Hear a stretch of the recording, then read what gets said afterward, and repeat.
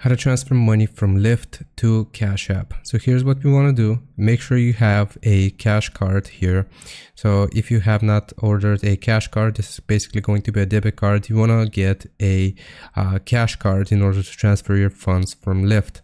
Now, if you have a cash card and you know the details, here's what we want to do. So we will need to set up Express Pay. To set up Express Pay, we will first have to open up the Lyft driver app and go to the main menu, then click on account. Then we want to choose pay and tax info and set up Express Pay.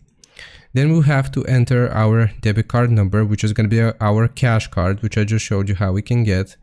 Wait for your verification text message, and then we'll need to just follow the text instructions to confirm our changes.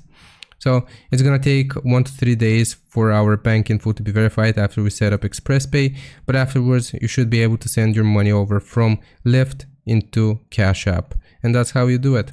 I hope this helps you out. Leave a like and sub, and I'll see you next time.